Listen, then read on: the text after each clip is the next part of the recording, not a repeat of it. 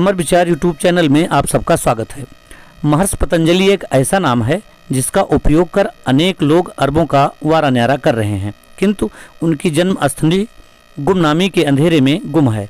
अब राष्ट्रीय कुश्ती संघ के अध्यक्ष भाजपा सांसद ब्रजभूषण शरण सिंह ने जहां पतंजलि के नाम के व्यावसायिक उपयोग पर आपत्ति जताई है, वहीं पतंजलि की जन्मभूमि के पुनरुद्धार का संकल्प लिया है।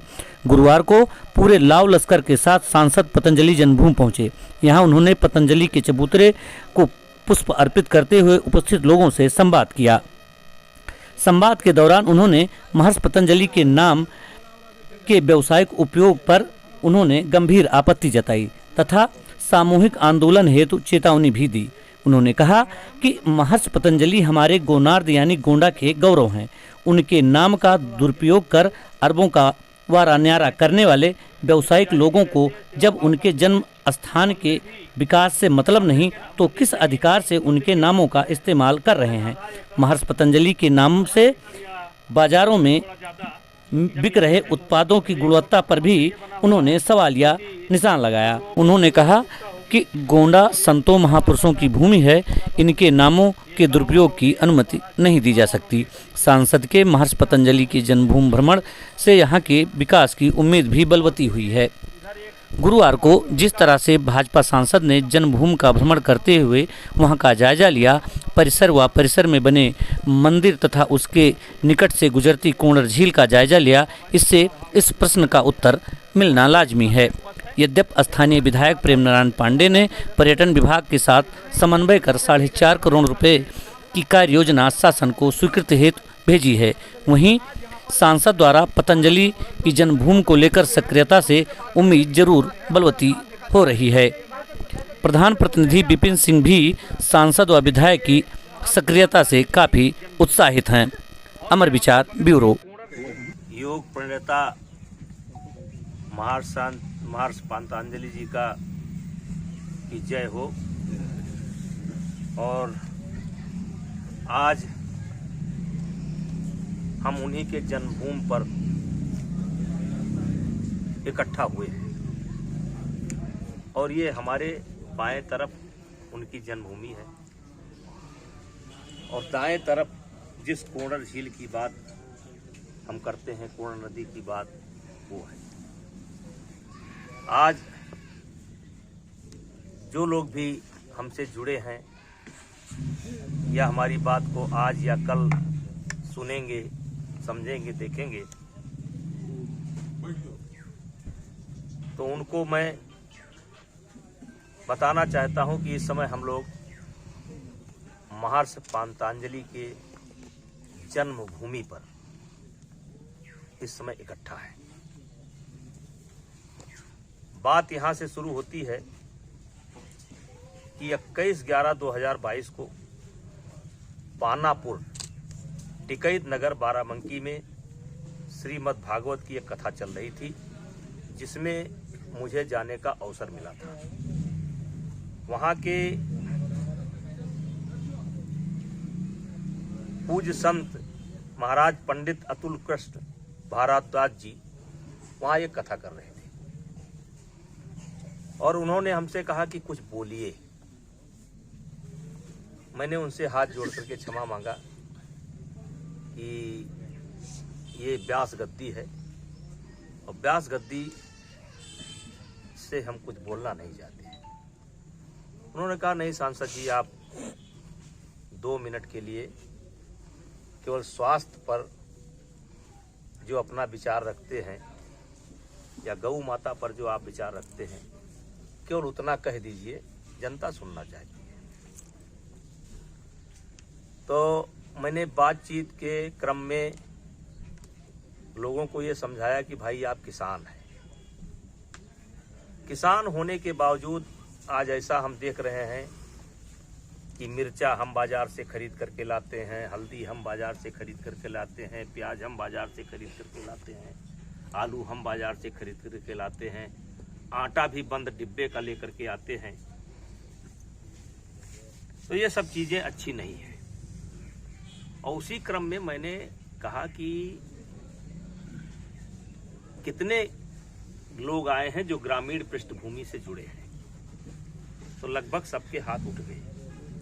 तो हमने कहा कितने लोग हैं जिनके घर में गाय या भैंस है, तो बहुत कम हाथ उठे। तो उसी क्रम में हमने कहा कि देखिए, अगर हमको अपने स्वास्थ्य को ठीक रखना है, और जैसा भी कहा भी गया है कि सबसे प्रथम निरोगी काया, दूसर सुख जब घर में माया, तो गांव में संतरा मिल नहीं सकता, सेब मिल नहीं सकता, दूध ही एक ऐसा चीज है जो बुजुर्ग से लेकर के बच्चों तक के मुंह में जा सकता है।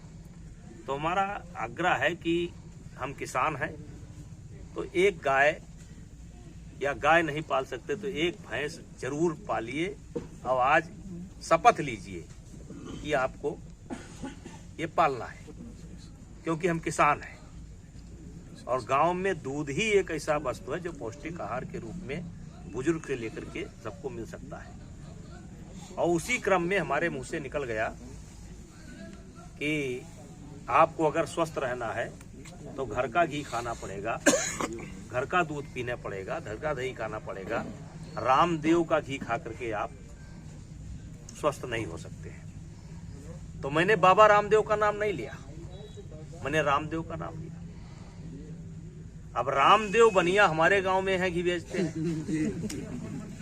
या रामदेव नाम का कोई आदमी और हो सकता है जो घी बेचता हो, लेकिन इसको संज्ञान में लिया पातंजलि ने। और कल मेरे पास बालकृष्ण जी का फोन आया।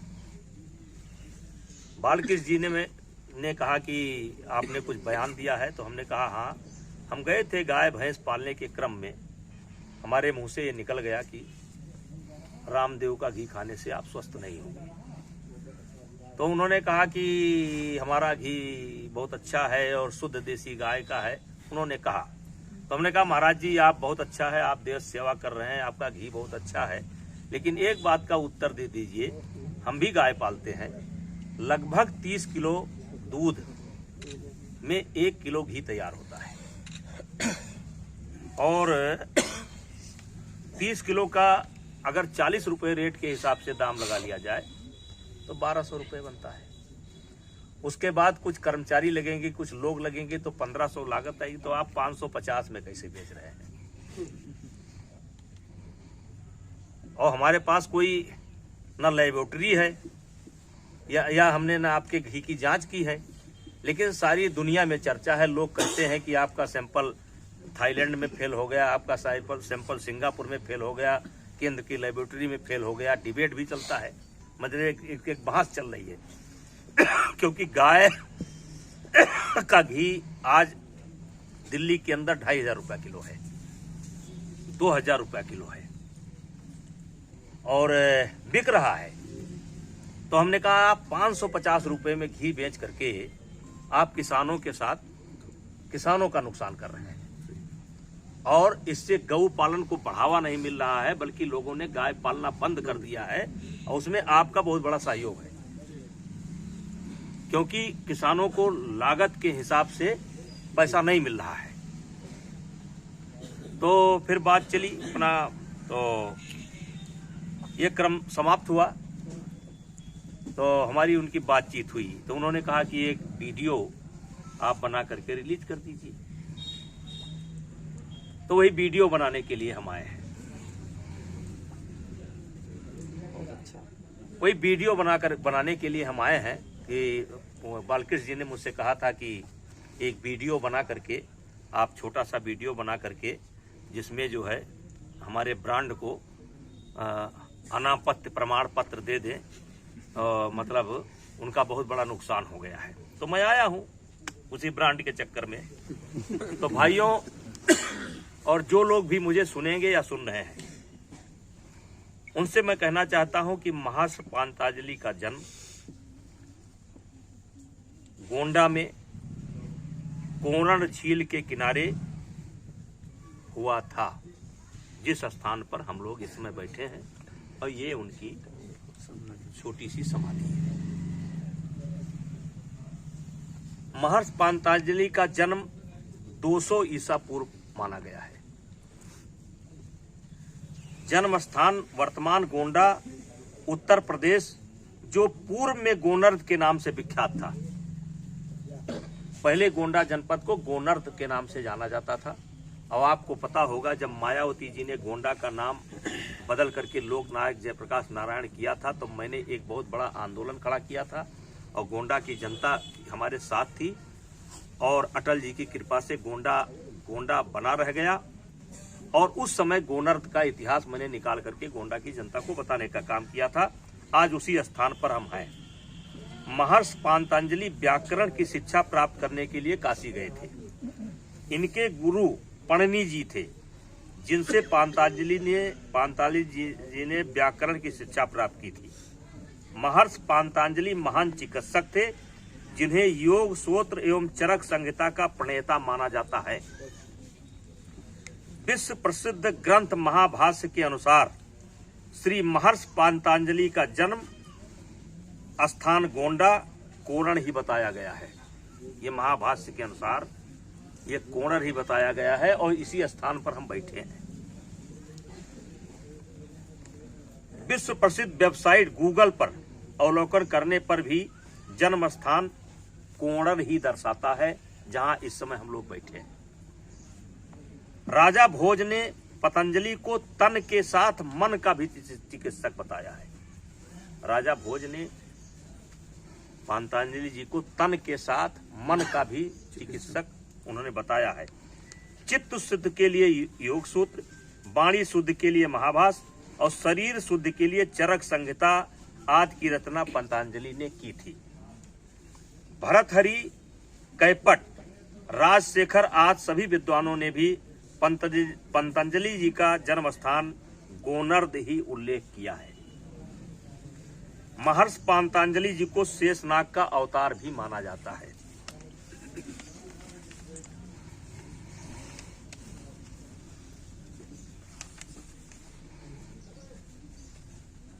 सनातन संस्कृति और हमारे ऋषि मुनि हमारी पूंजी है। इनके नाम का इस्तेमाल व्यक्तिगत लाभ करने वालों के लिए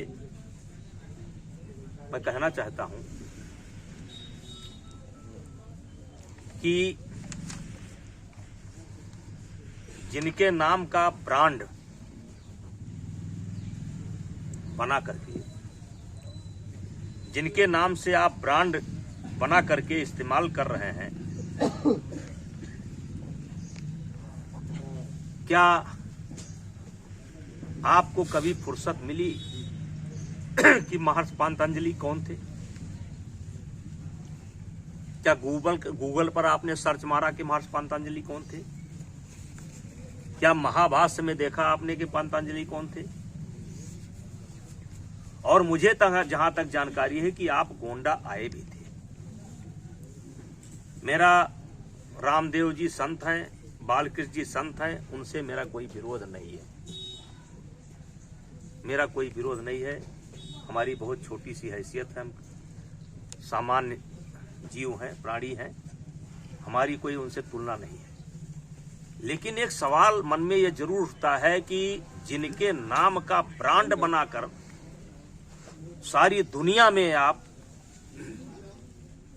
उनका इस्तेमाल कर रहे हैं, क्या आपको कभी फुर्सत मिली कि जिनका नाम जप करके आप अरबपति हो गए, खरबपति हो गए, दिन दुगुना, 4 गुना, 5 गुना, 6 गुना, 7 गुना, 8 गुना आप बढ़ते जा रहे हैं? क्या आपको कभी मौका मिला कि हाँ आए? और मैं पूछना चाहता हूं कि आपको अधिकार क्या है इस नाम का इस्तेमाल करने का? किस अधिकार से आप इस्तेमाल कर रहे हैं?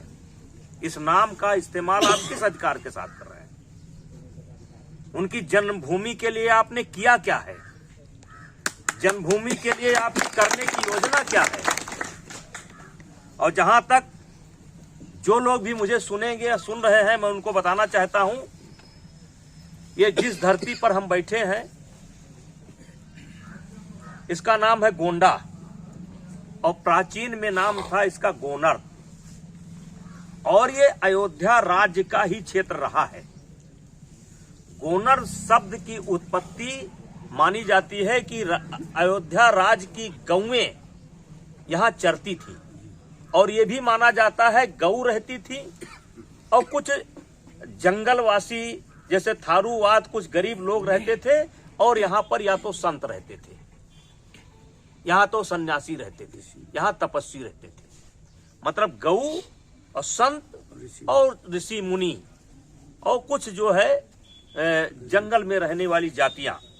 अब जैसे गोंडा में एक नहीं दर्जनों ऐसे महापुरुषों की कर्मभूमि और जन्मभूमि रही है। जैसे पस्का में महाकवि तुलसीदास जी का जन्म और उसका उनके द्वारा रामचरित मानस का निर्माण। अब दुनिया का सबसे बड़ा शिवलिंग आप कह सकते हैं कि पृथ्वीनाथ मंदिर, उसका भी एक बड़ा इतिहास है, समय नहीं है कि बताया जाए। महर्षि वशिष्ठ के पौत्र पाराशर ऋषि ने गोंडा की धरती से ही तारों की गणना की है। तारों की गणना इसी धरती से किया है। गोंडा की पर्वतीय झील का भी अपना इतिहास है, जो भगवान शिव से जोड़ा जाता है, जिस मंदिर का जीर्णोद्धार अभी हमने कराया है। उसको शायद राजा सोहरतगढ़ ने कराया था, उसको चंदेश्वर नाथ का हमने जीर्णोद्धार कराया है। गोंडा का दुखरानाथ मंदिर का इतिहास, स्वामीनारायण छपिया, महर्षि यज्ञदम्भ, तिर्रे मनोरमा, बालाग ऋषि, 12 भगवान का अवतार, शक्तिपीठ देवी पाटन मंडल, देवी पाटन, खैरा भवानी। वैसे तो पूरे गोनाथ की धरती श्री राजा दशरथ की है, जिसमें एक नहीं सैकड़ों ऋषि मुनियों ने अपना जीवन बिताया है। इनके साम्राज्य खड़ा करने पर कोई विरोध नहीं है, क्योंकि पांतांजलि एक ऋषि थे, संत थे और भारत की शान थे और रहेंगे। लेकिन उनके नाम पर घी, उनके नाम पर तेल, उनके नाम पर साबुन है, उनके नाम पर मसाला, उनके नाम पर अंडरवियर, उनके नाम पर कस्टूम, उनके नाम पर हाफ पैंट। तो महाराज जी ये क्या है आपका? मैं जानता हूं कि ये बात छोटी नहीं, बहुत बड़ी बात बनेगी। मैं सबसे हाथ जोड़ करके विनती करना चाहता हूं, जो लोग भी सुने हैं या सुनेंगे, वो एक बार महर्षि पांतांजलि के जन्मभूमि पर अवश्य आवे।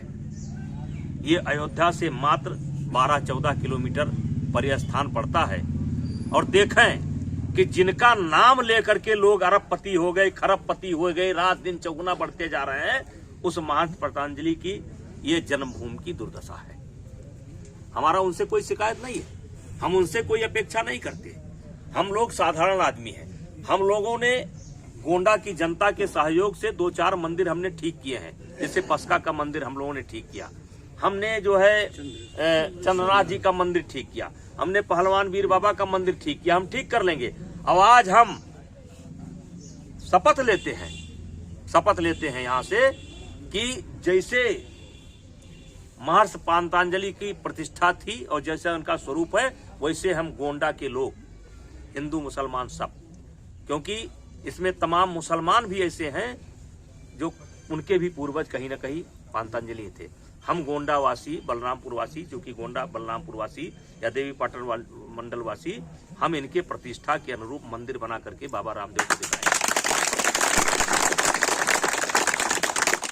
जन्मभूमि है और महाभाष्य में और या राजा भोज के अनुसार जिस कोर्ण झील की बात होती है, कोर्ण नदी की बात होती है, कोर्ण नदी है और ये चंद्राकार है एक तरीके से। गांव बीच में एक गांव है, कोणर गांव ये है। आज यहाँ पर हम आए हैं और प्रभु की प्रेरणा है, प्रभु की प्रेरणा है, आज आने का अवसर मिला है। और वैसे तो हमने 3-4 मंदिरों का, 5 मंदिरों का उद्धार जैसे थोड़ा अपने जो हमारी हैसियत है उस कराया है। तो आज हम लोग आए हैं अपने साथियों के साथ और मीडिया के भी बहुत लोग जुड़े हैं, तो हम लोग इस मंदिर का उद्धार कराएंगे। सांस्कृतिक क्या कारण है जिसके नाम की ब्रांडिंग करके अब बाबा रामदेव अरबों खरबों में खेल रहे हैं? इतना पिछड़ा क्यों है, क्यों उपेक्षित है? अब इसकी जिम्मेदारी किसके ऊपर डाला जाए? इसकी जिम्मेदारी तो रामदेव जी के ऊपर भी नहीं डाला जा सकता है। इसकी जिम्मेदारी तो हम अपने ऊपर लेते हैं कि हम लोग इतना दिन तक उदासीन रहे, लेकिन बाबा रामदेव ने जगाने का काम किया है। उन्होंने इतना काम किया कि हम सो रहे थे, हमको जगा दिया।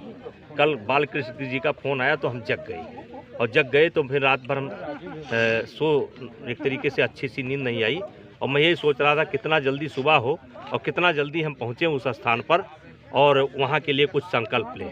तो अपने साथियों सहित आए हैं, यहाँ जिला पंचायत के अध्यक्ष भी हैं और तमाम लोग हैं, हमारे प्रमुख जी वजीरगंज हैं और सब लोग हैं। जल्दी में कुछ लोग नहीं आ पाए तो ये संकल्प ले रहे हैं। उसके लिए रामदेव बालकृष्ण जी को धन्यवाद है। नहीं, बालकृष्ण जी का जब आपके पास फोन आया तो उनसे आपने ये नहीं बात की है कि जितनी गाय हम लोग गाँव में पालते हैं, जितनी मेहनत के बाद घी निकलता तो उनके यहाँ कितनी बड़ी गौशाला है, अब बात नहीं किया?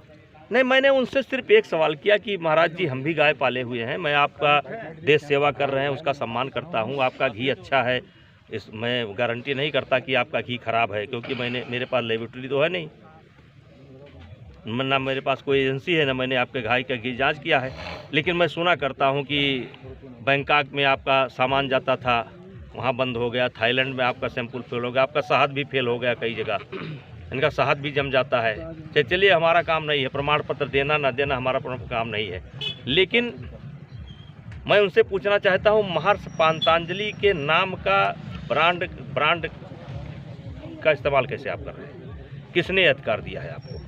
और उसके बाद आप चलिए घी बेचते तो चलिए घी कभी कभी हवन में काम आ जाता है। आप चपड़ी बेच रहे हैं, बनियान बेच रहे हैं, मंजन बेच रहे हैं, साबुन बेच रहे हैं, आटा बेच रहे हैं, दाल बेच रहे हैं, नमक बीज रहे हैं, दुनिया का जो सब पदार्थ है सब पतंजलि हमने बेच डाला एकदम जो है। नहीं, आप अपने दैनिक जीवन में कौन सा इस्तेमाल करते हैं उनके नाम पर ब्रांडिंग की, जैसे साबुन चाहते हैं लोग, कुछ इस्तेमाल करते हैं? हम तो उनका एक बार इस्तेमाल किए थे, कसम खा लिए, व्यक्तिगत जो मिलता है उसे हाथ जोड़ता हूँ कि भैया ऐसा मत करना।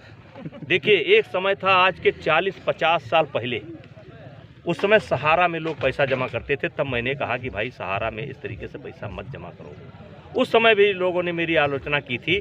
अब आज देख लिए सहारा में जिसने पैसा दिया है उसको कागज़ मिलता है ग्राउंड में। तो भाई इनका सामान तो हम नहीं खा सकते। हम अपना घी पैदा करते हैं, अपना पैदा करते हैं, मेहनत करने वाले लोग हैं, हम गाय चराए भैंस चराए मेहनत करने वाले लोग हैं, अपना खाएंगे। हम तो सबसे कहना चाहते हैं, हाथ जोड़ कर कहना चाहते हैं, जो भी मेरा वीडियो सुन रहे हैं, अगर आप किसान हैं तो आपके घर में एक गाय जरूर होनी चाहिए। गाय नहीं पाल सकते, भैंस, गाय भैंस, दूध आपका अपना होना ही चाहिए, क्योंकि दूध ही गाँव का एक ऐसा पेय पदार्थ है जो बुजुर्ग से लेकर के बच्चे तक के मुंह में जाएगा। क्या लगता है कि आगामी दिनों में इसका दिन बढ़ने वाले हैं? अब हम लोग मिलकर करेंगे, आप भी तो उसी में हैं, करें, किया जाएगा, कैसे नहीं होगा, पक्का होगा। संपत जी का आखिरी सवाल है, जिस तरीके से उपचुनाव होने वाले हैं, मैनपुरी हो चाहे रामपुर में, क्या लगता है कौन सी निकलेगी? अब बीजेपी के अलावा कौन जीतेगा, मैंने मना किया था। सर